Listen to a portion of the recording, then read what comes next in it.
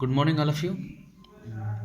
जैसे कि आज मैं स्टील के बारे में कुछ इन्फॉर्मेशन लेके आया हूँ कि जो कंस्ट्रक्शन में स्टील यूज़ होती है उसके बारे में एक सिविल इंजीनियर को इतनी तो नॉलेज होनी चाहिए। मैं 40 पॉइंट आज कुछ कवर करूँगा इसमें स्टील के बारे में कि आपको क्या क्या चीज़ ध्यान रखनी है और क्या क्या चीज़ आईएस कोड हमको रिकमेंड करता है। ये सारी चीज़ें आईएस कोड हमको रिकमेंड करा हुआ है, तो मैं उसी के बारे में एक एक पॉइंट को डिस्कस करता हूँ। चलिए स्टार्ट करते हैं। पहली बात लिखिए कंक्रीट कवर। कंक्रीट कवर कितनी देनी है? कवर क्या होता है? कवर क्या करता है कि आपको वो मेंटेन करता है।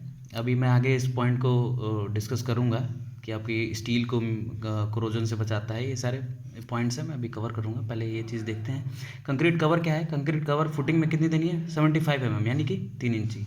कॉलम में ये सब आईएस कोड ने रिकमेंड करे हैं।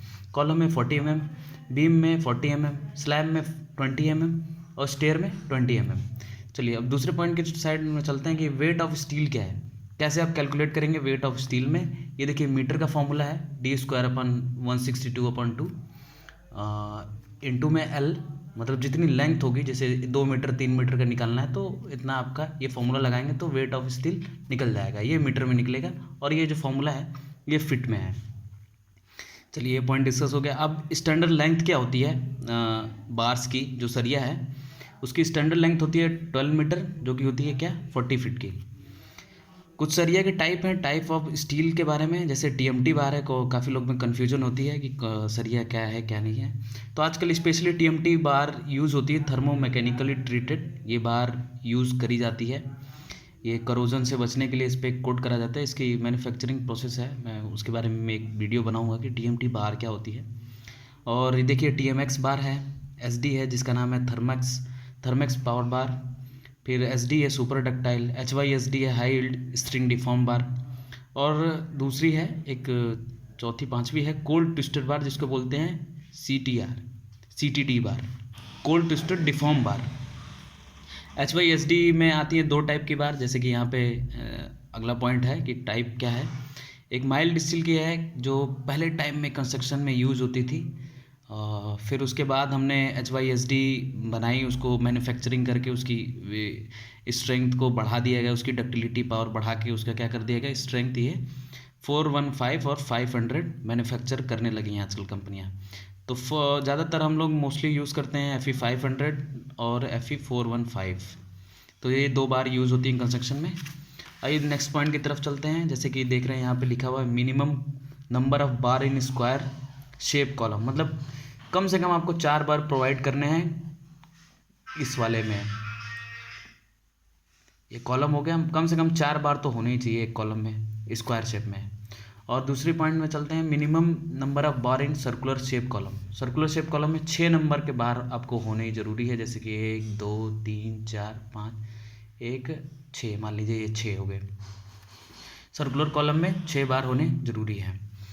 दूसरी बात कह रहा है कि for binding 1 ton of MS bar. हाँ, तो कह रहा है कि 1 टन में, जैसे कि आपको 1 टन की जो सरिया बांधनी है तो उसमें आपको कितने बाइंडिंग वार, कितने किलो बाइंडिंग वार लगेंगे, तो 8 किलो से 12 किलो आपको बाइंडिंग वार की ज़रूरत पड़ेगी। लिखा है MS bar for chair. Chair क्या होती है, पहली बात मैं समझा देता हूँ। चेयर कुछ इस टाइप की होती है, वो क्या होता है मेन और डिस्ट्रीब्यूशन के बीच में जैसे चिपके ना बार, तो ये एक चेयर प्रोवाइड करते हैं, उसको बोलते हैं चेयर। चेयर के बारे में बोल रहा है कि चेयर की जो डायमीटर होनी चाहिए should not be less than 12 mm। चलिए ये पॉइंट क्लियर हो गया। फिर दूसरे पॉइंट की तरफ चलते हैं। Maximum chair spacing. Maximum chair spacing कितनी रख सकते हैं आप? 1 मीटर, ये आईएस कोड रिकमेंड करता है। Minimum dia of bar used in slab, कितने की मिनिमम डाया आप 8 mm की यूज़ करेंगे, इससे कम की नहीं करेंगे।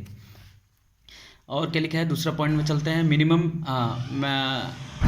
Minimum dia of bar used in column, तो 12 mm से छोटे बार को आप यूज़ नहीं करेंगे, जैसे 6 mm हुआ, 8 mm हुआ, ये सब बार आप यूज़ नहीं करेंगे कॉलम में। बेसिकली आपको 12 mm की सरिया यूज़ करनी है। फिर दूसरे पॉइंट की तरफ चलते हैं। लिखा है कि minimum dia bar used in double bars. Double bars क्या होती है, जैसे कि कहीं हमको कंस्ट्रक्शन जॉइंट छोड़ना होता है तो वहाँ पे हमको एक बार छोड़नी होती है कि बाद में हमको इसमें जॉइंट करके फिर से आरसीसी को कास्ट कर देंगे आगे नेक्स्ट जॉइंट। ज़्यादातर सीढ़ियों में होता है और ज़्यादातर कभी बीम को अगर जॉइंट करना होता है उसमें डबल बार्स छोड़ी जाती हैं ऐसे करके। तो ये डबल बार्स होती है। मिनिमम आपको 12 12 mm की आपकी डोवल्स बार आपको छोड़नी पड़ेगी। नेक्स्ट पॉइंट की तरफ चलते हैं। 20वां पॉइंट है कि maximum dia of bar used in slab should not be exceed 1/8 of total slab thickness. Slab thickness मान लीजिए आप 6 इंचज मोस्टली रखा जाता है, 6 इंची, 5 से 6 इंची स्टैंडर्ड माना जाता है। IS कोड रिकमेंड करता है, वैसे हम डिज़ाइन करते हैं 6 इंची लेके। अब 50 सेक्टर लेके हम डिज़ाइन करते हैं। तो बता रहा है कि मैक्सिमम डाया ऑफ बार जो आप रखेंगे, मैक्सिमम डाया ऑफ बार जो रहेगी वो कह रहा है कि वो एक्सीड नहीं करनी चाहिए उसके 1/8 की टोटल थिकनेस से।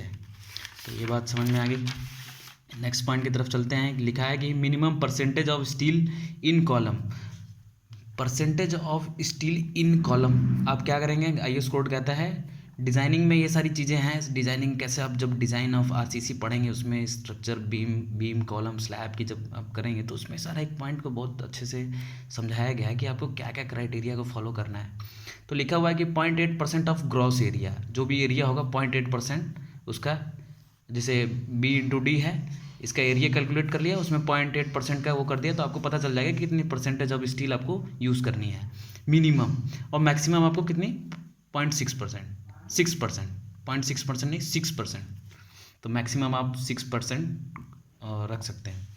लिखा है नेक्स्ट पॉइंट की तरफ चलते हैं। The transfer reinforcement of column are called. अच्छा, जो कॉलम में ये हम जो प्रोवाइड करते हैं, जो टाइज बोलते हैं, जिसको ये कह रहा है कि टाइज हैं, तो ये टाइज इसको बोलते हैं टाइज, ना कि स्टीरअप।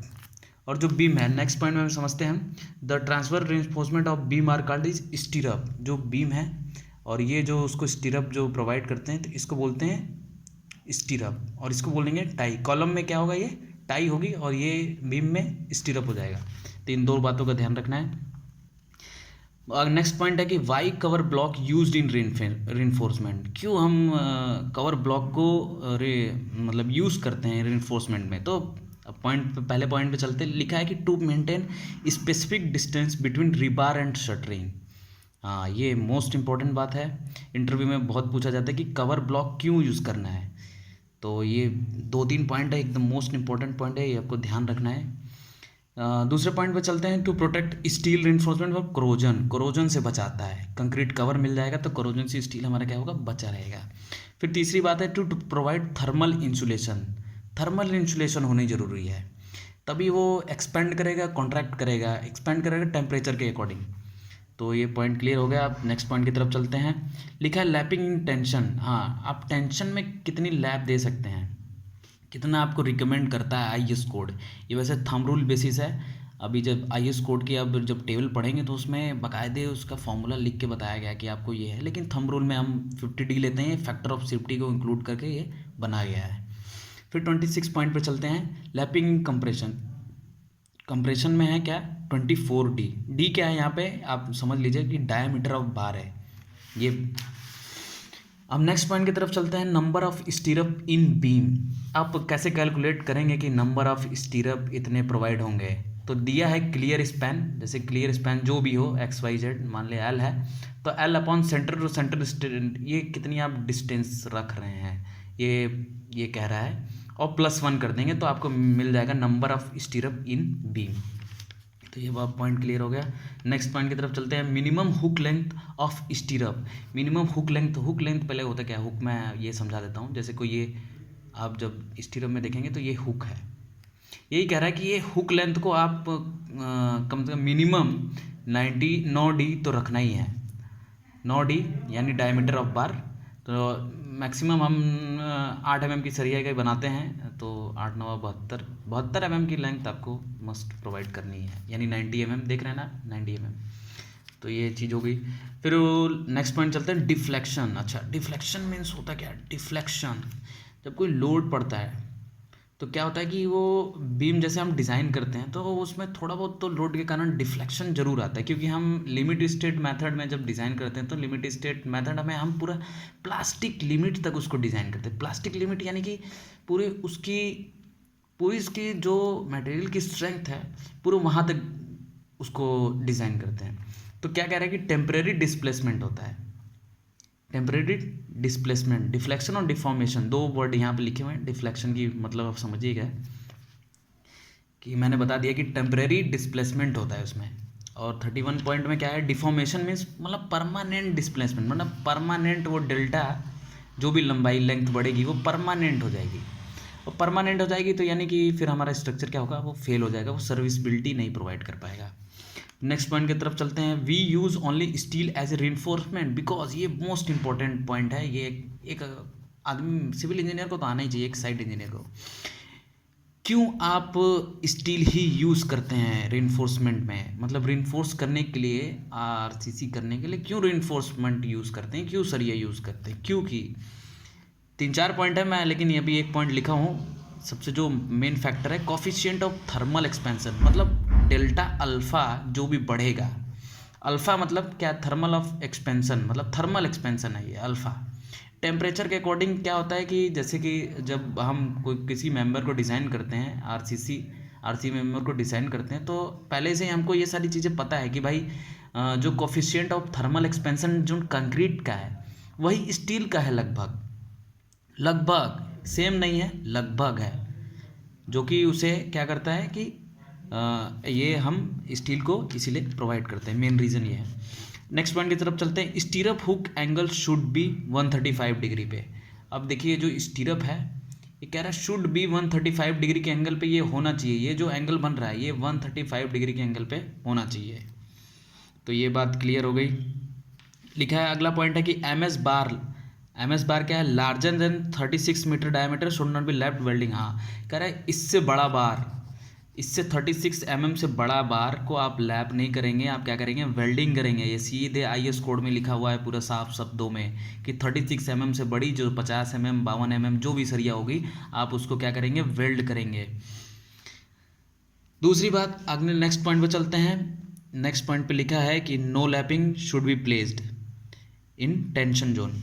लिखा है no lapping should be placed in tension zone. आप जैसे बीम है तो कोशिश करें कि आप जो टेंशन जोन है इसमें आप लैप प्रोवाइड ना करें, कोशिश करें कि आप कंप्रेशन में कर दें लेकिन पूरी सरिया इसमें डालें, क्योंकि पूरा मामला टेंशन जोन का ही रहता है यहाँ पे।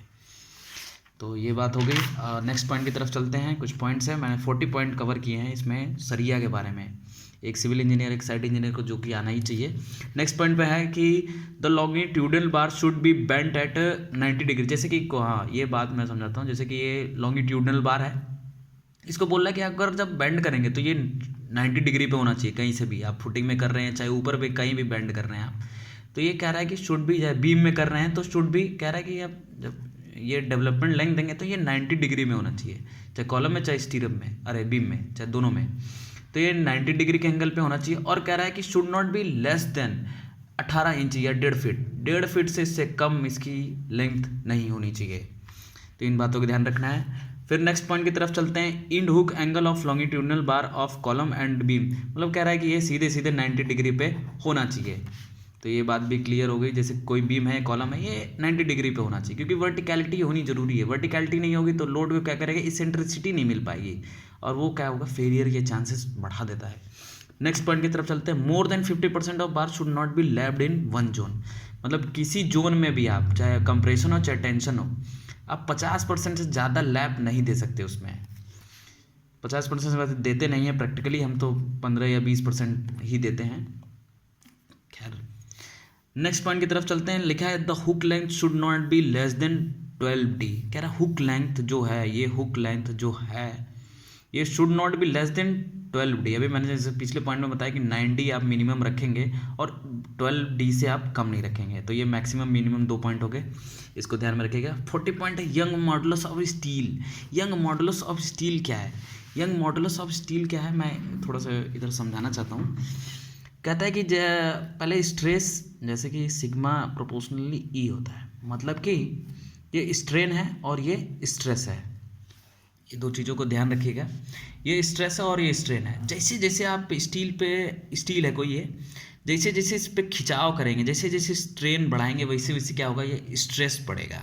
ये क्या करता है, ये हुक लॉ को फॉलो करना चाहिए। पहली बात तो ये हुक लॉ का है कि स्ट्रेन जैसे बढ़ेगा वैसे वैसे स्ट्रेस बढ़ेगा।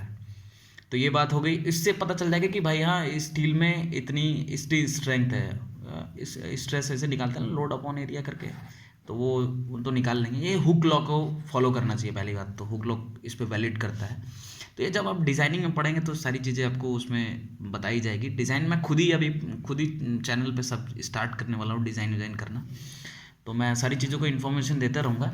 तो यंग मॉडुलस यही होता है, जैसे कि आप स्ट्रेस प्रोपोर्शनली स्ट्रेन है, तो जब ये प्रोपोर्शनली हटाएंगे तो आपको मिलेगा कि ई यस यही है यंग मॉडुलस ऑफ इलास्टिसिटी।